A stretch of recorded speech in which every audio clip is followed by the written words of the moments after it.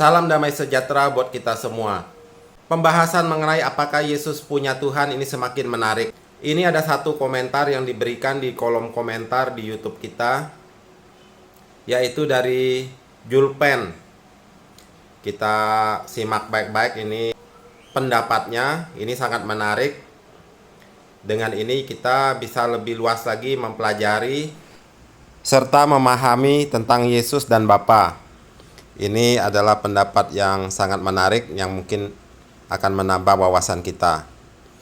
Saya bacakan komentarnya dari Julpen. Terima kasih sudah memberi tanggapan di video yang sudah diupload. Ini komentar yang sangat bagus. Tuhan Yesus menggunakan kata Bapa dari sudut pandang manusia. Bukan berarti dia bukan Tuhan. Benar, saya setuju. Yesus itu adalah Tuhan, dia menyatu dengan Bapa. Yesus dan Bapa adalah satu. Saya pun sependapat, saya setuju karena sesuai dengan firman Tuhan. Tuhan Yesus menggunakan kata Bapa dari sudut pandang manusia bukan berarti dia bukan Tuhan. Benar, Yesus adalah Tuhan. Bagaimana dengan ayat tercatat di Yohanes 8 ayat 58? Yesus berkata, sesungguhnya sebelum Abraham jadi, aku sudah ada. Ini juga ada saya bahas di video saya yang pertama tentang apakah Yesus punya Tuhan. Udah dibahas, memang benar. Yesus di dalam kekekalan sudah ada sebelum Abraham ada. Jadi Yesus di dalam kekekalannya sebelum datang ke dalam dunia, dia dengan Bapa adalah satu. Dialah firman itu yang telah menjadikan segala sesuatu. Dan firman itu sekarang sudah datang ke dalam dunia, menjadi manusia. Ini saya sepakat. Aku sudah ada. Dan banyak lagi bukti bahwa Yesus adalah sang pencipta itu sendiri. Benar, dia adalah firman Allah yang menjadikan segala sesuatunya. Seperti murid-murid Tuhan Yesus bertanya di dalam Yohanes 14 ayat 8-11. Kata Filipus kepadanya, Tuhan, tunjukkanlah Bapa itu kepada kami, itu sudah cukup bagi kami. Kata Yesus kepadanya, telah sekian lama aku bersama-sama kamu Filipus, namun engkau tidak mengenal aku. Barang siapa telah melihat aku, ia telah melihat Bapa. Bagaimana engkau berkata, tunjukkanlah Bapa itu kepada kami? Tidak percayakah engkau bahwa aku di dalam Bapa dan Bapa di dalam aku? Apa yang aku katakan kepadamu tidak aku katakan dari diriku sendiri, tetapi Bapa yang diam di dalam aku, dialah yang melakukan pekerjaannya. Ini adalah perkataan Tuhan Yesus sendiri. Kalau Tuhan Yesus sendiri yang mengatakan, udah pasti benar. Tidak mungkin bisa disangkal. Ini adalah perkataan firman-Nya sendiri yang sudah tercatat jelas di dalam Alkitab. Jadi barang siapa melihat Yesus sama seperti sudah melihat Bapa. Itu adalah benar karena Yesus adalah putra tunggal Bapa di sorga. Yesus keluar dari Bapa karena dia adalah firman Allah itu yang telah menjadi manusia. Dia adalah firman Bapa itu sendiri yang telah menjadi manusia. Ini tidak bisa dibantah. Percayalah kepadaku bahwa aku di dalam Bapa dan Bapa di dalam aku. Atau setidak-tidaknya percayalah karena pekerjaan-pekerjaan itu sendiri. Ayat ini mengatakan bahwa Yesus dan Bapa adalah satu. Barang siapa telah melihat Yesus sama dengan telah melihat Bapa di sorga yang tidak kelihatan. Ini adalah benar. Saya lanjutkan. Jadi dari ayat tersebut itu sudah jelas bahwa Tuhan Yesus sang pencipta itu sendiri. Jadi bagaimana mungkin Tuhan punya Bapa? Itu pandangan yang keliru. Tuhan Yesus menggunakan kata Bapa itu dari sudut pandang kemanusiaan. Kemanusiaannya selama ia menjelma atau berinkarnasi menjadi sebagai manusia dan hidup di tengah-tengah manusia ciptaannya. Atau bisa dikatakan Tuhan Yesus sedang bersaksi tentang dirinya sendiri bahwa dialah Tuhan sang pencipta itu sendiri. Amin, puji Tuhan. Ini komentar dari Julpen yang sangat sopan dan baik sekali. Terima kasih. Yang perlu kita komentari yaitu Jadi bagaimana mungkin Tuhan punya Bapa? Itu pandangan yang keliru. Nah, ini yang perlu kita garis bawahi. Jadi bagaimana mungkin Tuhan Yesus itu punya Bapa? Maksudnya kan? Itu pandangan yang keliru. Ingat, segala sesuatu yang diucapkan Tuhan Yesus itu adalah benar. Tidak mungkin Tuhan Yesus mengatakan sesuatu yang dusta. Karena Tuhan Yesus sendiri menyebut yang di sorga sana, yang bertata di sorga sana adalah Bapanya. Dia sebagai anak manusia. Tetapi Bapa yang asli, yang punya segala sesuatu, itu tetap bertata di dalam kerajaan sorga. Bukan berarti Yesus waktu di dunia ini, datang ke dalam dunia ini, sorga sana kosong, tidak ada yang berkuasa di sorga. Yang berkuasa di sorga adalah Bapa itu, yang dia sebut Bapa. Itu firman Tuhan yang jelas. Sama seperti Bapa juga. Ingat waktu Yesus dibaptis, setelah keluar dari air, terdengar suara dari sorga yang mengatakan, "Inilah anakku yang kukasihi, kepadanyalah aku berkenan." Itu ada satu pribadi di atas sana, di sorga sana, yang mengakui Yesus itu adalah anaknya, yang kepadanya Bapa di sorga itu berkenan. Dan juga waktu Yesus sedang berada di gunung, yang bersama-sama dengan Elia dan Musa, di mana ada suara juga yang terdengar, ya kan, di Matius 17 ayat 5.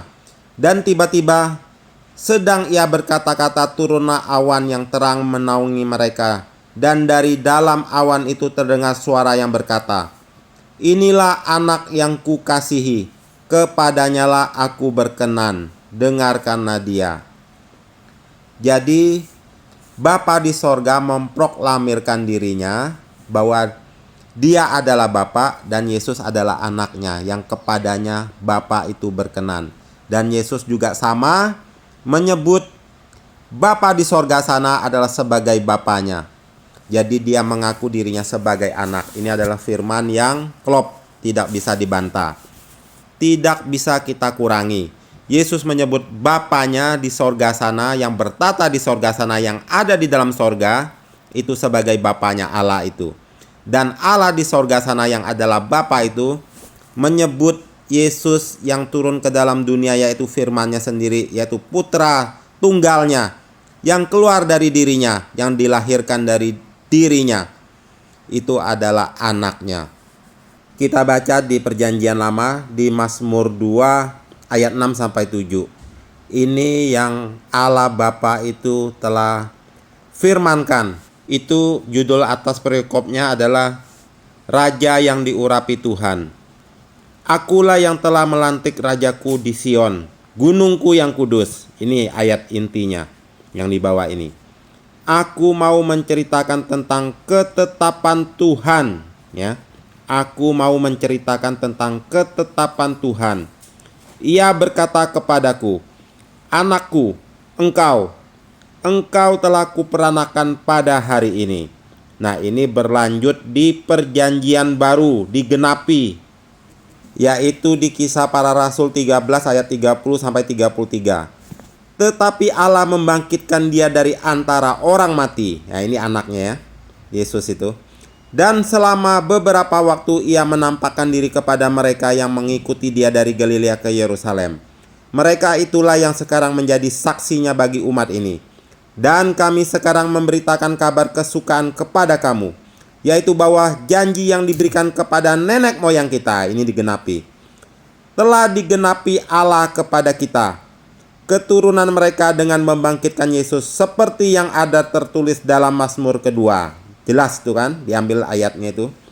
Anakku, aku telah memperanakan engkau pada hari ini. Perkataan Allah itu di Perjanjian Lama, di kitab Mazmur itu digenapi dan diulang kembali di Perjanjian Baru, di Kisah Para Rasul ini. Juga diulang kembali di kitab Ibrani 1 ayat 5-9.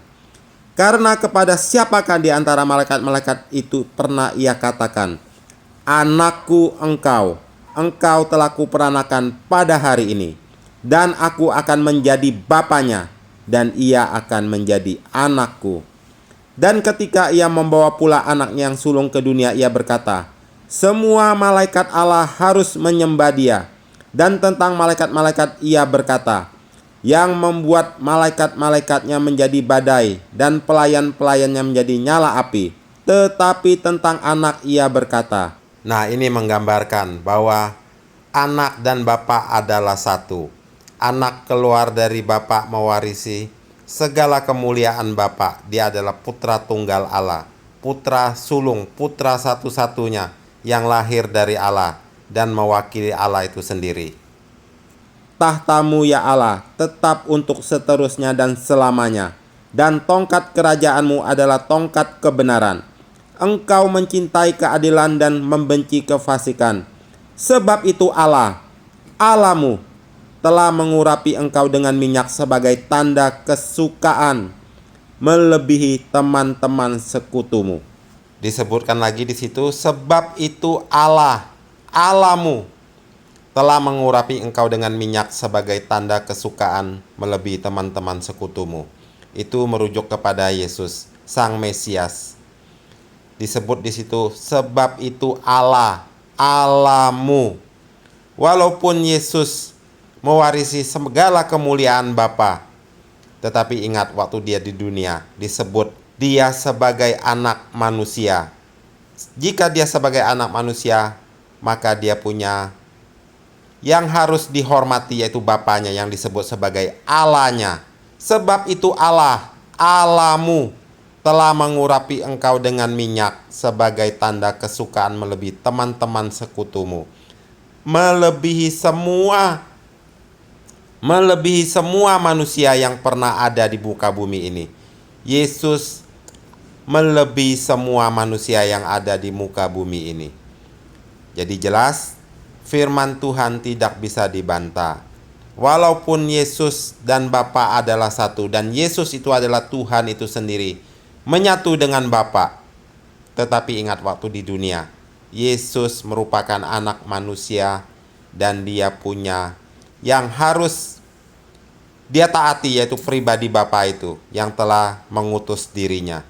Juga di Ibrani 5 ayat 5. Demikian pula Kristus tidak memuliakan dirinya sendiri dengan menjadi imam besar, tetapi dimuliakan oleh Dia yang berfirman kepadanya, Anakku engkau telah kuperanakan pada hari ini. Jadi jelas di perjanjian lama sama perjanjian baru ayat ini klop.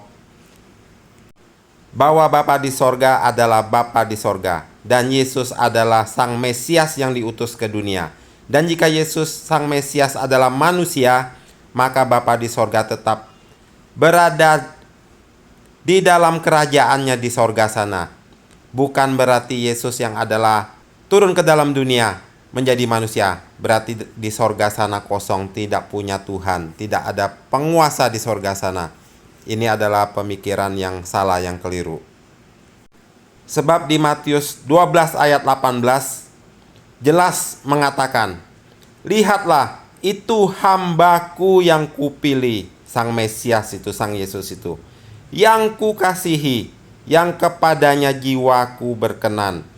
Aku akan menaruh rohku ke atasnya, dan ia akan memaklumkan hukum kepada bangsa-bangsa.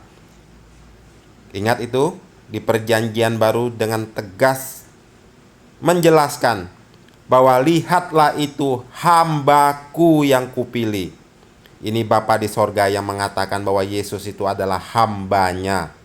Memang Yesus itu datang dari Bapa menjadi manusia. Dia adalah Mesias yang diurapi, yang kudus dari Allah, yang kudus dari Bapa, yang kudus, yang keluar dari Bapa, dari Allah itu sendiri.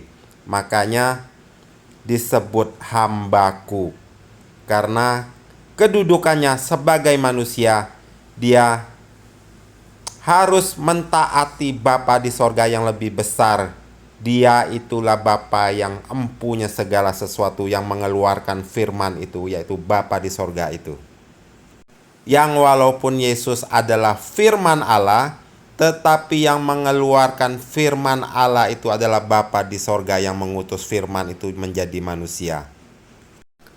Pembahasan ini bukanlah untuk merendahkan Yesus sebagai Tuhan atau sebagai Bapa itu sendiri, karena Yesus dan Bapa adalah satu. Tetapi pembahasan ini untuk menjelaskan bahwa posisi Yesus waktu datang ke dalam dunia, dia adalah sebagai anak manusia. Dan di dalam Alkitab dicatat juga dia adalah sebagai hamba Allah yang diurapi, yang kudus. Dan kita melihat di kitab Wahyu bahwa Yesus adalah sang penguasa itu yang diberi mandat oleh Bapa di sorga untuk menghakimi segala sesuatunya. Semuanya diserahkan ke dalam tangan Yesus. Dan Yesus adalah firman Bapa itu sendiri. Yesus menyatu dengan Bapa di sorga. Semua malaikat memberi kemuliaannya sama kepada Bapa dan kepada Anak. Karena di kitab Wahyu dengan tegas dan jelas mengatakan di Wahyu 5 ayat 13, dan aku mendengar semua makhluk yang di sorga dan yang di bumi dan yang di bawah bumi dan yang di laut dan semua yang ada di dalamnya berkata, bagi Dia yang duduk di atas tahta, ini adalah Bapa di sorga, dan bagi Anak Domba yang menerima gulungan kitab itu, adalah puji-pujian dan hormat dan kemuliaan dan kuasa sampai selama-lamanya. Dan keempat makhluk itu berkata, amin, dan tua-tua itu jatuh tersungkur dan menyembah. Kita melihat penyembahan dan penghormatan yang diberikan kepada Dia yang duduk di atas tahta dan bagi Anak Domba adalah kemuliaan yang sama. Bapa dan Anak, Anak dan Bapa adalah satu. Demikian pembahasan kita kali ini. Roh Kudus tetap memimpin kita kepada jalannya yang benar, dan supaya kita bisa mengerti kebenaran-kebenaran firman-Nya, dan supaya kita bisa hidup di dalamnya. Tuhan Yesus memberkati.